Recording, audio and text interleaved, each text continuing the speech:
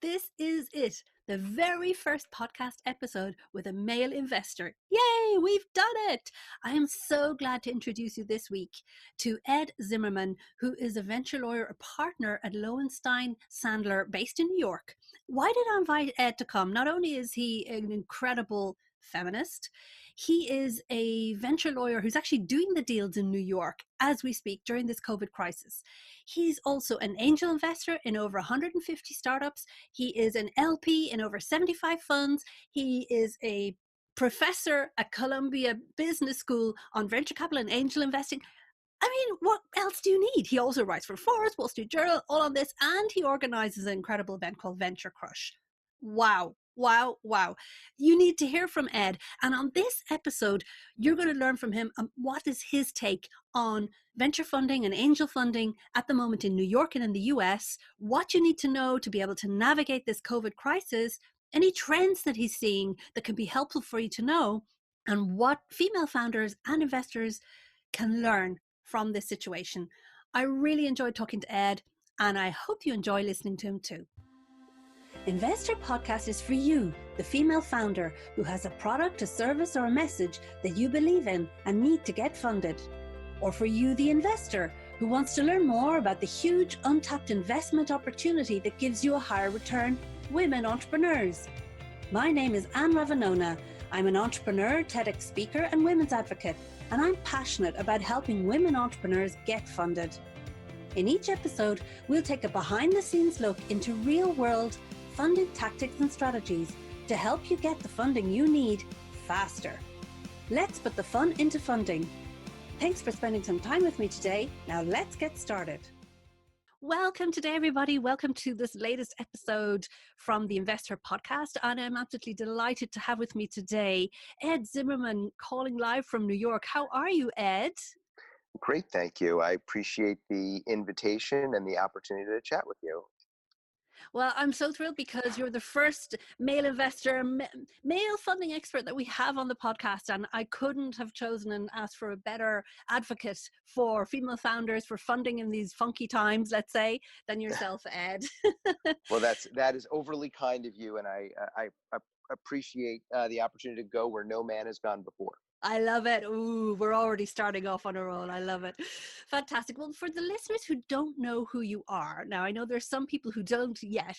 Can you tell us a bit about who you are, Ed, and what it is that you do before we start? Sure. And I'm aware that most people don't know who I am. So first and foremost, I'm a lawyer at Lowenstein Sandler, where I've been representing tech companies and their investors for almost 30 years. I was a summer associate there in 1991. I started the tech group there with my partner, Anthony Pergola, in 1998. And we closed more than 500 venture and growth and even seed rounds a year, which according to the Wall Street Journal makes us among the five most active law firms in venture in America. Amazing. And I'm based in New York, and I've been teaching venture capital and angel investing in the MBA program at Columbia for just over 15 years. And I also do some writing, both for the Wall Street Journal, where I serve on the panel of experts and have about 80 columns, mostly on the blog pages where only my mom can find them, and also in Forbes, where I have about 40 or so, and am continuing to write there, and then I guess doing some angel investing. And we started an event series called Venture Crush, which we started years and years ago. So that's the quick skinny. And listen, listeners, isn't that an incredible profile? I mean, if anybody can tell you and give you the best top-notch advice when it comes to fundraising, I think Ed is your man. And I say that really sincerely. And I mean, it's obvious, even if you didn't tell us all of your experience, I already know that from having seen you in action at Venture Crush in San Francisco and in Paris. And for those who don't know Venture Crush, tell us a little bit more about it. And then I'm dying to know how you're going to get around the fact that we can't meet physically for that at the moment. Yes, me too. So the Venture Crush is an event series we started as an effort to bring investors and entrepreneurs originally together we hosted the first one in our Lowenstein Sandler office in March of 2000. Mm. And it was unfortunately on the day the stock market melted. And so all of our guests started looking at their Blackberries and Palm pilots. It was Oh my God. soon after the Palm became internet enabled. And we finally asked what was going on, and we're told the stock market has crashed. So we've been running them for a long time, but now they also include musicians and winemakers and professors and writers. But it's mostly about the tech, the tech world.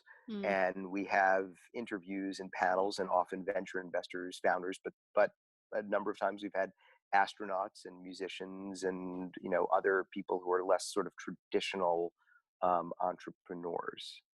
I love it. And I've had the pleasure of, as I said, being at Venture Crush in San Francisco about 2 years ago, and also in Paris. And just to, to our listeners, Ed, you are an incredible researcher. I mean, you've a wealth of information, but when you interview somebody at Venture Crush, you know them inside out. It's absolutely amazing. I remember Aileen Lee from Cowboy Ventures, when you were interviewing her and asking loads of stuff, and she's like, how do you know that? How do you know that?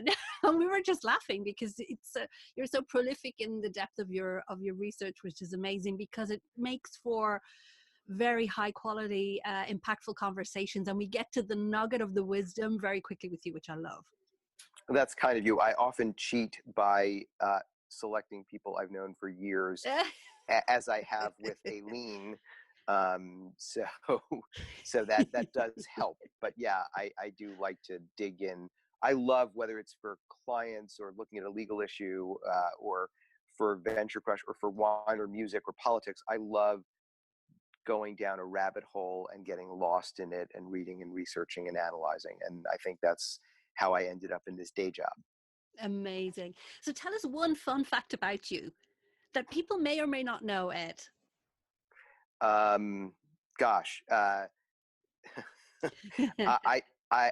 may have more footnotes on my bar application than any other lawyer in my firm, according to our Explain. general counsel years ago. Um, you know, I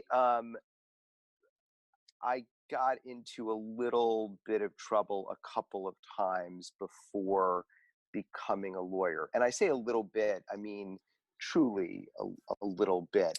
But things like, there's a question about whether you were ever fired for cause.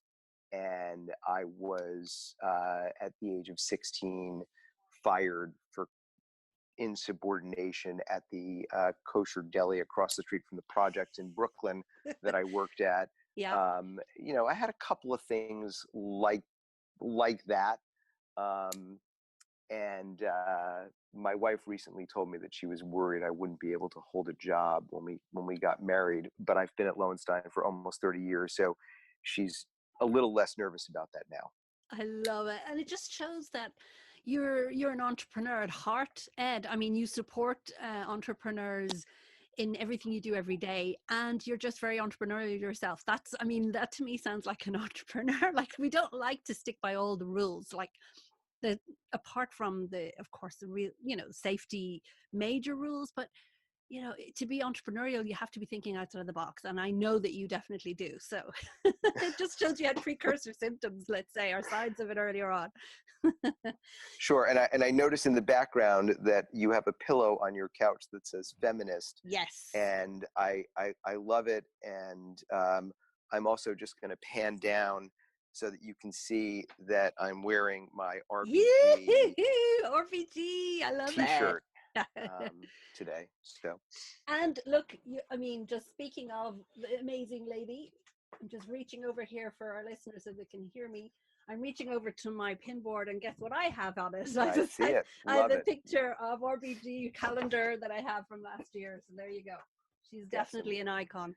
So, all right, now tell us a bit more about what's going to happen with Venture Crush then. Are you going to go online, or do you know yet for the next few editions this year? We do have one lined up for May that I believe we will do online and invite people to. Mm-hmm.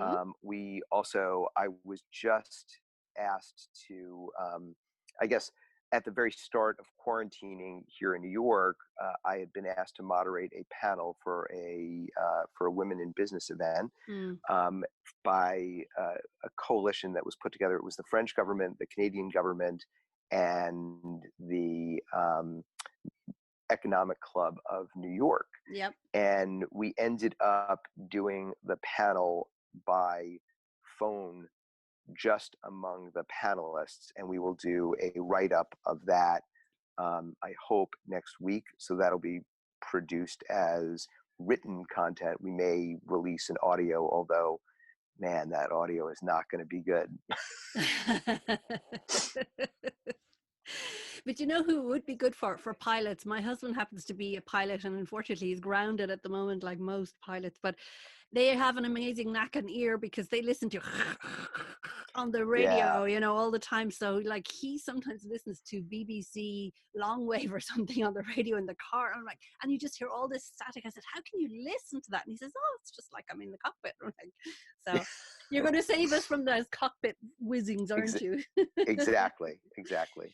And Ed, listen, tell us about your other passion, which is wine, because wow, are you an incredible expert? Tell us a little bit more about that passion. Well, that's very generous of you as well.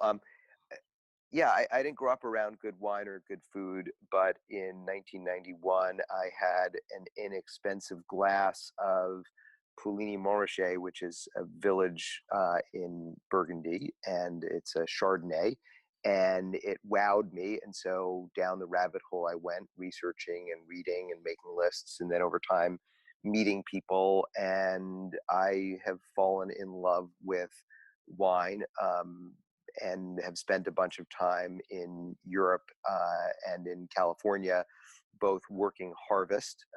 And one sort of amusing quick anecdote is I actually, in 2009, I worked harvest in Châteauneuf-du-Pape for my Wow. friends, the Ferraud family, Laurence Ferraud at Domaine de Pégot. And I was working on a deal in New York where I was representing investors who were putting $100 million into a growth company that was pre-revenue called Twitter. Wow. And, and the deal, I'm working harvest in France. The deal leaks in the press. Every detail of our deal, the press got right. And Wow. so we had a call where our client said, we are in exclusivity, but like we're going to lose this deal. We have to get it closed right away because a topping bid will come in over the transom. Mm. And so we literally, I was working in Chateauneuf. One of my partners was working in our Palo Alto office, and one of my associates was working in our New York office. And because of those three locations, we literally worked 24 hours a day in shifts to get the deal closed. And the lawyer on the other side, who's a great guy, said to me, I don't know how you people did it. And I did not tell him that I was picking grapes for about 7 hours a day and then talking to him on either side of that. Amazing. But yeah, it was kind of fun. It must have given you the extra energy. Can we say that you were getting great energy from the retinol or whatever it is that we have in the amazing properties inside the grapes to do that one of the deals of the century? That's amazing. Yeah, well, every time Laurence saw me working in the vines, she would just come by and scream in French, don't let him cut his fingers off, don't let him cut his fingers off, because she knew that I was not a gifted field worker. So And so, before we kind of get into the heart of this podcast, I would love you to share, Ed, your experience in funding female founders, because you are an incredible feminist. You have been supporting women entrepreneurs for many, many years. Can you please tell us, like, the number of female founders you have invested in, and what you do to support them? Because I want people to know what a great guy you are. that's kind of you. So one of the things that came to me in the discussion that I had with the panelists for the French and Canadian and Economic Club event was that all of these organizations, like All Raise and Diversity VC, they are great at tracking numbers. Hmm. And as an angel investor, I am terrible at tracking numbers. So I've invested in about 130 companies. I've had about 30 exits, and Wow. I'm also an investor in several dozen venture funds. I'm personally an LP. Mm-hmm. And all of this started as a result of my relationships after I paid off my student loans. so, so I had been a lawyer for about 15 years when I started angel investing. And I have definitely had a bias toward investing in underrepresented managers and underrepresented founders because I believe that it's the nexus of doing good and doing well. Mm, But um, I haven't counted.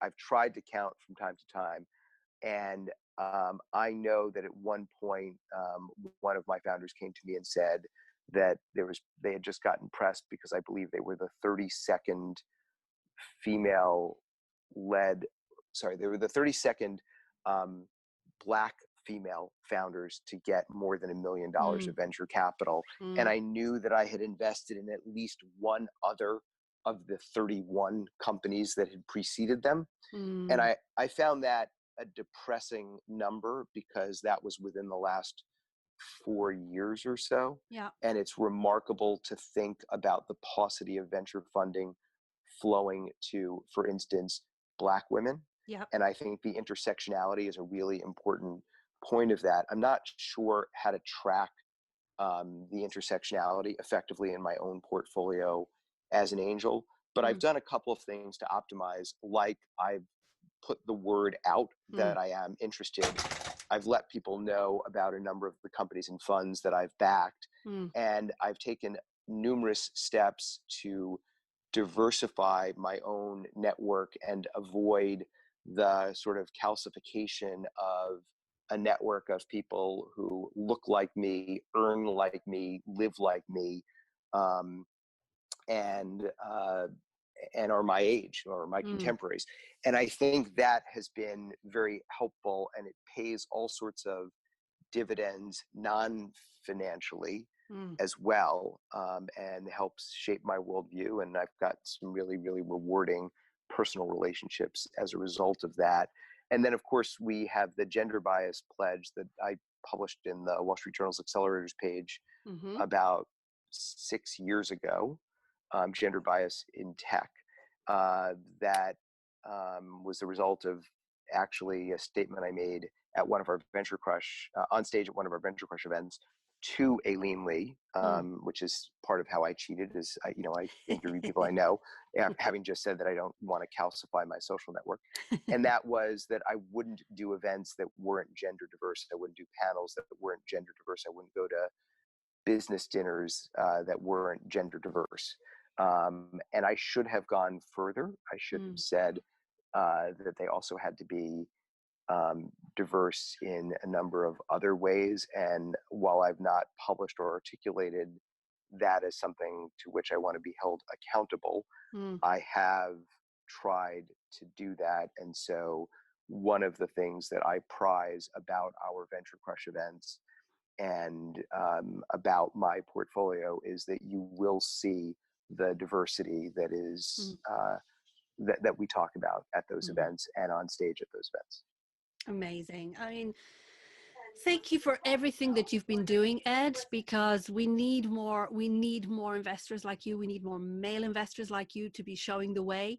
And out of all of those investments that you've made, both directly as an angel and as an LP in funds, do you, like you said, you don't track, um, go into loads of detail, but have you been able to see if there was any difference in your portfolio returns for the female-led companies versus the male-led companies you fund? I bet you knew I was going to ask you that. Or Yeah. maybe not. Um, yeah. Um, so three of the companies that I'll mention that I invested in are Flatiron Health, Mm, AppNexus, mm-hmm, and Yext. mm-hmm, I'll throw in a fourth called TapAd. Um, all of those companies were very meaningful returns. In most of those companies, I invested 3 times. Mm-hmm. All of those companies were run by men. Mm. All of them were run by white men. Mm. And um, also, all of those companies were investments I made prior to 2011, maybe prior to 2010. Mm. And so I believe that the more diverse components of my portfolio will need some time to catch up Mm. to some of those outcomes. Mm-hmm. And then there's also the interesting overlay of, with a couple of those companies, because of the era in which I was investing, and because those were New York-based companies, all 4 of those, Mm. the pre-money on my third investment into 2 of those companies, Mm-hmm. my third investment was about $25 million. Wow. Mm-hmm. Right. And so for most of the last, let's call it 7, 8 years, there's no such thing as a third round of financing Mm. for a hot company Yeah. at 25 pre. Yeah. And that really has an impact on your returns. Mm-hmm. I hear you. So, okay, let's dive into this. I really want to pick your brain as to what's happening now, Ed. Let's go for this. So, how do you think this COVID-19 situation is going to impact fundraising now? Um, so I published this article in Forbes Mm. a week ago Mm-hmm. that crystallized dozens of interviews I conducted with venture investors around the globe, most of whom had been investors for 20 years or more, Mm. and I think all of whom had been investors during the '08 downturn. Yeah. And there were a couple of different takeaways. One takeaway was that people were likely to continue deploying capital, and obviously virtualization is different today than it was in '08. Mm. But people were going to focus a little more on their own portfolio, and they were going to raise the bar on new investments that weren't already in pipeline. Yeah. And a number of people said to me, hard for me to invest in someone I haven't physically met in person, Mm.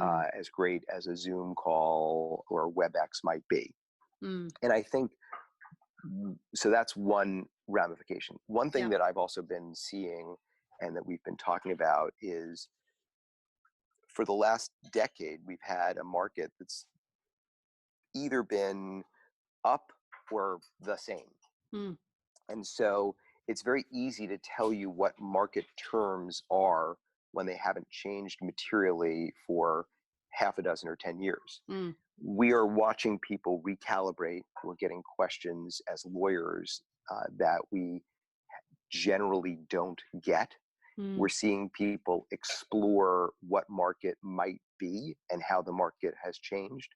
We're Mm. seeing people behave well and behave in a thoughtful way. But Mm-hmm. we're also seeing people saying there's opportunity and Mm. I can be humane and responsible and act with integrity. Mm. Um, and sometimes people saying there's opportunity and I have capital and other Mm. people don't. Mm. And so it'll be interesting to see how that plays out, but we're definitely in a period of recalibration, and that means that negotiations and understanding what's a fair deal and what's not are much cloudier, and they're Mm. taking longer. So that's definitely something that we're watching. Mm. And would you say that's your perspective with regard to, like, how would you say that the VCs in New York are reacting? Because I know in your article you talk to VCs all over the world. I think Singapore, there's a lot of in Asia and other parts of the world. Um, how do you think specifically that the VCs in New York are reacting, if you had to do a subset? So New York, other people got uh, a, experienced a dip in 2001, Mm, but New York has a special relationship with what happened to the market in 2001. And mm. I say that because on the morning of September 11th, I was heading to the World Trade Center for a meeting, and I saw the second plane hit the tower. Oh my God. And so I do have a special relationship and Mm, lost friends that day. mm, Um, so I think that it is very different from that. I think mm, that there is a resilience. I think that New York is aware that people are looking at us as the epicenter of mm. the American version of the pandemic. Yep. Um, but we are closing deals. Mm, And on Sunday, we signed a brand new growth round for a New York based company that is going to be more than doubling its valuation, which is pretty great. We are in the process of negotiating numerous other um, growth rounds. We just closed an up round venture financing yesterday. We sent out documents in an M&A deal mm, last night. So things are still moving. mm, My question is really, um, how many people, and a number of people are saying this to me, mm, they're announcing publicly that they're open for new deals and mm, eager to invest in new deals. And they're saying privately, the next couple of weeks, I really want to be focused on my portfolio. So I'm mm, setting up meetings and calls, but they're for a couple of weeks out. mm. And I think people do need time to literally take inventory and understand how their portfolios are doing. Yeah. I also think that we're going to see venture funds themselves raise less capital Yeah. this year, and that will have knock-on effects in 21, 22, 23. Yeah. And like h- and then so you've talked from the VC side of things, from the angel investing side of things. Are you what signs of change are you seeing in that sphere, if any? Not this Friday, not Mm, this past Friday, but the prior. My wife and I made an initial angel investment into a company that we had committed to about a week and a half earlier. mm, That company was originally oversubscribed, mm, and I believe that when we funded, actually, I guess we funded last Monday. I believe that when we funded, it was not oversubscribed. And I know that in 9/11 and in 2008, we saw angels and strategic investors and hedge fund mm, investors really pull back. mm. And um, venture investors are paid a management fee on the capital they manage. They have to deploy it. Yeah. There was a cash overhang after 2000, and people were racing to deploy dollars sort of at the end of that period Mm, so that they could continue to get their management fees, and because they thought that there were good investments out there. mm-hmm. Um, angels don't have to deploy, Mm, and angels are subjected as well to the denominator problem, which is something I wrote about in that Forbes article from last Monday.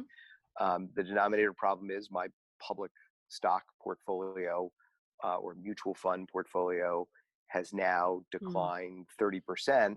mm, Therefore, I'm suddenly over allocated in illiquid assets, mm-hmm. and my illiquid assets have maybe depreciated or declined even more than that. But I don't know because they don't mark to market in any way that Mm. can give me a good sense of that, particularly if I'm an angel and not sitting in boardrooms. Mm. So what would you say has surprised you, therefore, if you're looking at the current funding situation? What surprised you and what hasn't surprised you, if you had to look big picture? Yeah, in 2001 and 2008, things ground to a screeching halt. Mm, And there was plenty of time to be anxious and to worry. Hmm. Right now, we are working really hard, and we as lawyers are working really hard. Hmm. And that's because people are still transacting and people are still um, getting lots of advice. And Hmm. I don't know if there's a delayed reaction to this Hmm. because there were things in pipeline and because we're Hmm. seeing people financially shore up their existing portfolio companies with bridge rounds and extra Hmm. cash infusion Hmm. transactions, and maybe the sort of aftershock comes a month from now when Hmm. pipeline deals start slowing down. But one difference is the long hours that we've been putting in on these deals, and that's, I know that that is a transaction lawyer's perspective, Hmm. but it does feel very different than 2000, 2001, 2008. And I think that's a very comforting thing, because you are frontline. You are absolutely frontline, like your first responder when it comes to the capital markets and to making sure that the money is still being, injected into really good growth companies. So I think that that's really wonderful to hear directly from you about that. And so, what do you think should female founders do to raise money in this current climate, Ed? And I'm putting the focus on female. Yeah. So uh, look, I think obviously working your existing Mm, relationships first and yeah. foremost is going to be important as people do pull in a little bit. Mm-hmm. I do think that it makes sense to continue to do outreach, but with a level of sensitivity. Mm, So the cold emails are going to be a bit more challenging, and I think taking the time to make them focused mm, and not to just sort of blanket the market with them mm, is going to be helpful. There are obviously also a lot of female centric networking groups, mm, and I don't know how easy it is to leverage those when you can't really meet in person. But mm, I would encourage people to also work to also work that network, and mm, then you know getting getting as many warm intros. And mm, I have, warm intros are problematic because they do reinforce the existing networks that mm, can that perpetuate inequity. But I think if you have access to that, you're going to need, now is a time that you really need uh, to use it. mm, There are also government incentives mm-hmm. available. I'm most familiar, obviously, with those in the states, Yeah. and some of those incentives do also provide for female-led businesses, and Mm-hmm. I would certainly be availing myself of those Mm-hmm. if possible.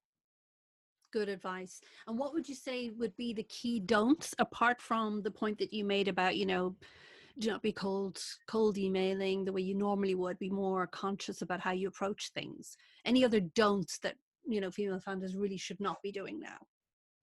Yeah, so there's a focus on unit economics, Mm, and there is a focus on getting a little closer to profitability or break even if you mm-hmm. can, to stretch things out. Mm, So I would try to both optimize tactically and strategically in the business itself for nearing break even, even if that means significantly slowing growth. mm, And I would also optimize for that in how I presented the company. mm-hmm. One of the criticisms that male investors in particular have leveled against uh, female founders, and it is not a fair criticism, Mm, is that they are less audacious yeah.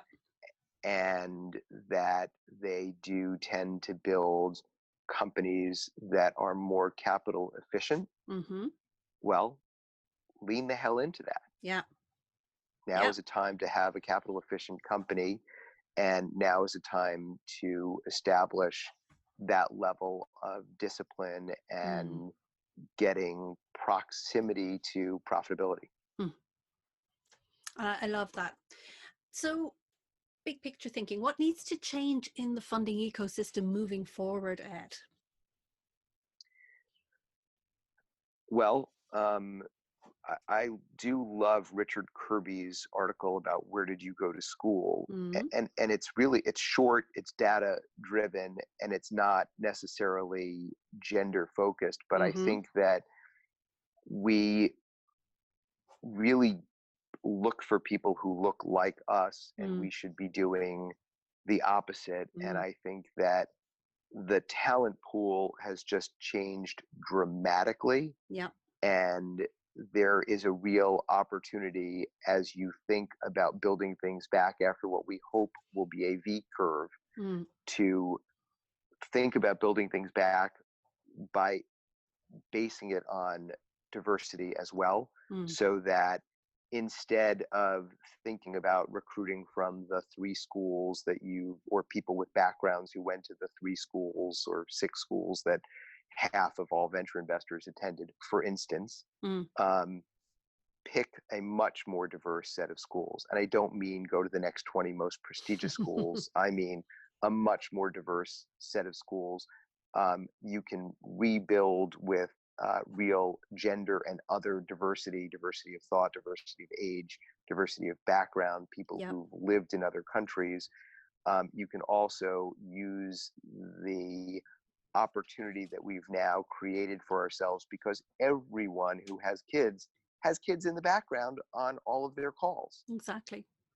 Use that as an opportunity to think about how you can on ramp and blend in um, working moms. Yeah. And when I say working moms, it's not that I'm stereotyping that moms are the primary caregiver, but moms are the primary caregivers. Mm, No matter how far feminism yeah. has come, and no matter how enlightened a partner is, um, predominantly both childcare and care of other family members, and particularly for underestimated founders, there is often another family member that someone is taking care of. Yeah. Um, that has historically fallen to women, Mm, and that persists. So think about making sure that there are great ways of including those folks in the workforce, maybe in a way that you weren't before, because you mm, thought that everyone needed to be at the office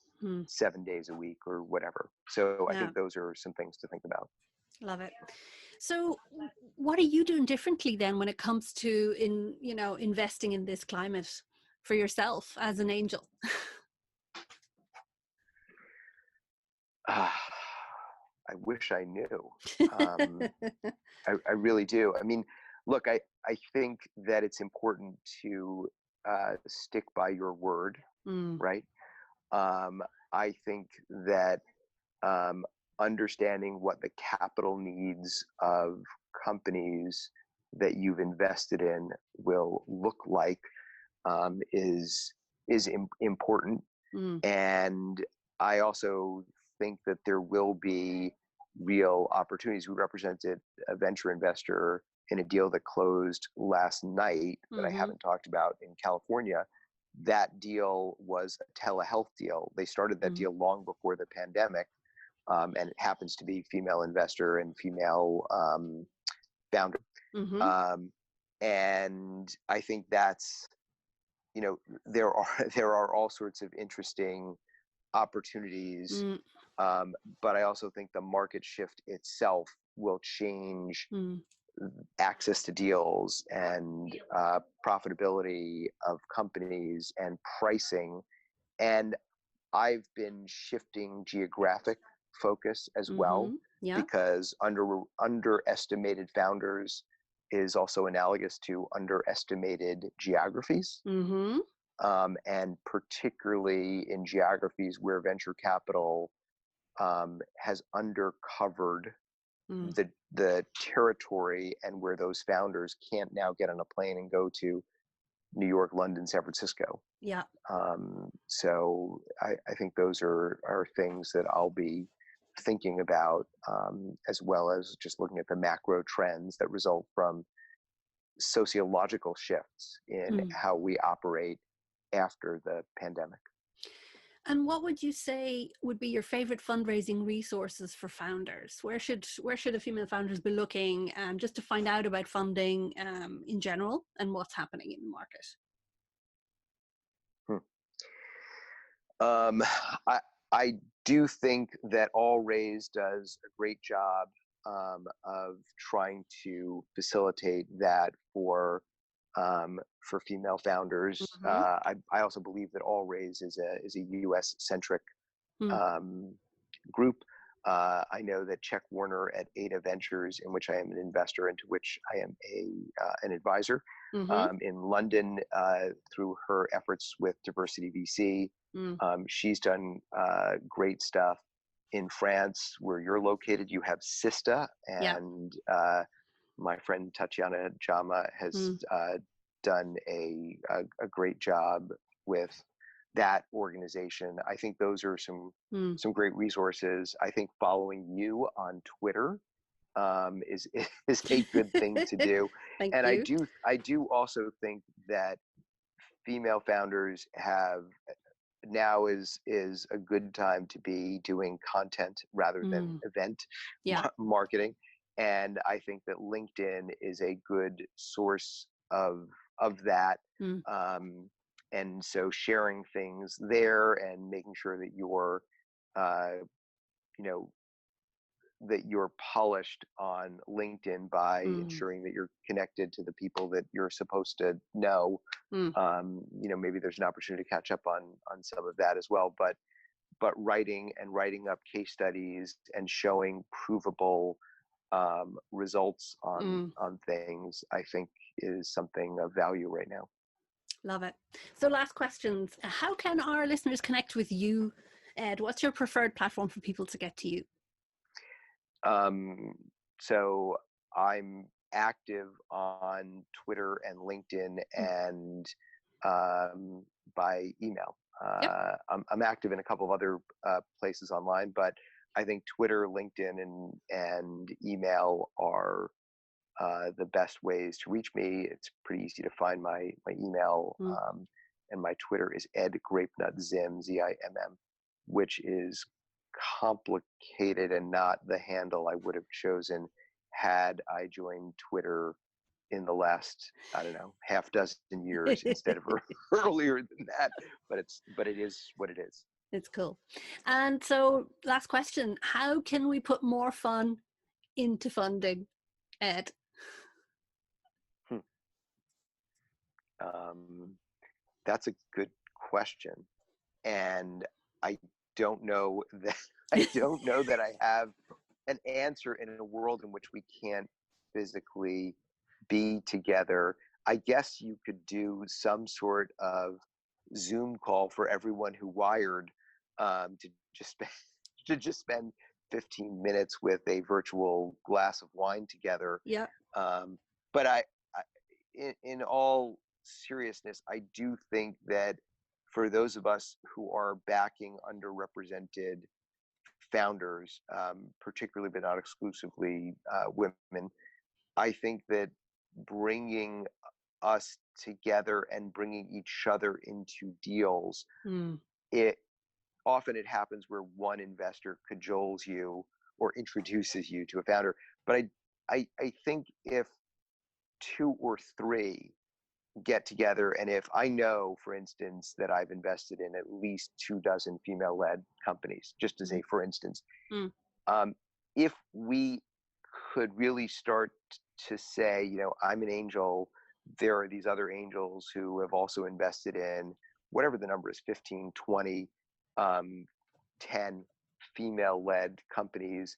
um, I'd love to see small clusters of deal sharing among those groups, because we're Mm. going to need more hands around the table to write those checks, Mm. as we did in '08. Yeah. And we're going to have to switch from an environment where people were crowded out of deals to an environment where people bring each other, drag each other into those deals. And Yeah. particularly for underrepresented founders raising first time or second time money, I think that's important, and it would be fun to make sure that folks who are investing in those kinds of companies bring other like-minded people in. Love it. What no better way to end our podcast today, Ed. Thank you for that amazing advice. Thank you for sharing your expertise, your experience, and yeah, your strong feminist, as in equal opportunity streak, and your very strong ethics towards funding underrepresented founders and diverse founders. Thank you, Ed, for everything you do, and keep on rocking that system over there. Keep those deals flowing. Keep the juice flowing. The Ed grape nut Zim financial juice flowing into the deals. And we look forward to maybe touching base with you in a few months when all this is over and say, now let's look back and say, this is what you said, what has actually happened, and how things move forward. Maybe at the end of this year we could touch base and see how it's going then. Well, thank you so much for having me, and for everything that you do, and for all of the positive efforts that you've been making for years. I really appreciate it. I respect you, and I wish you good health and safety and prosperity during this challenging period for everyone. So thanks so much. Thank all you. Right, take care. Take care. Bye-bye. Bye-bye. Thank you for listening to InvestHer podcast. Don't miss more great funding tips and insights by subscribing to the podcast on Apple or your favorite podcast host. And while you're there, I'd love you to rate and review the show. We'd love to hear from you. So if you'd like to send in some questions, interact with our guests, or suggest other great people we should feature, join our community on the Flick InvestHer group, or send us a message on investherpodcast.com. Want more great resources for female founders about funding? Check out our InvestHer Academy at academy.globalinvesther.com. I'm Anne Ravanona and look forward to having you with us again for our next episode. Let's put the fun into funding and get more women entrepreneurs funded.